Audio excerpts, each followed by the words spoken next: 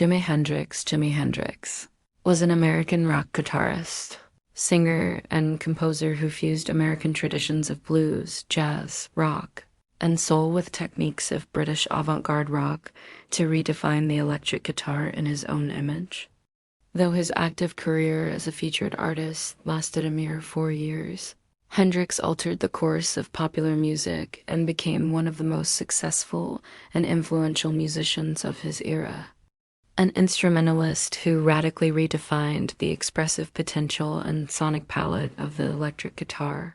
He was the composer of a classic repertoire of songs ranging from ferocious rockers to delicate, complex ballads.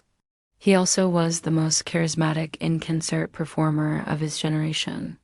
Moreover, he was a visionary who collapsed the genre boundaries of rock, soul, blues, and jazz, and an iconic figure whose appeal linked the concerns of white hippies and black revolutionaries by clothing black anger in the colorful costumes of London. Carnaby Street, a former paratrooper whose honorable medical discharge exempted him from service in the Vietnam War, Hendrix spent the early 1960s working as a freelance accompanist for a variety of musicians, both famous and obscure.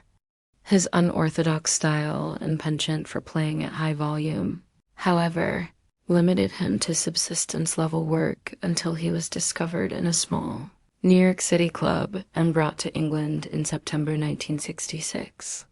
Performing alongside two British musicians, bassist Noel Redding and drummer Mitch Mitchell, he stunned London's clubland with his instrumental virtuosity and extroverted showmanship, numbering members of the Beatles, the Rolling Stones, and The Who among his admirers. It proved a lot easier for him to learn their tricks than it was for them to learn his.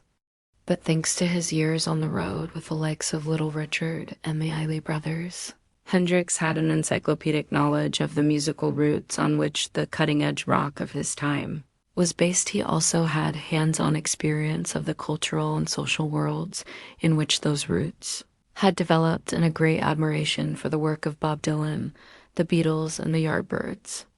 Speedily adapting the current musical and sartorial fashions of late 1966 London to his own needs, he was soon able not only to match the likes of The Who at their own high-volume, guitar-smashing game, but also to top them with what rapidly became the hottest ticket show in town.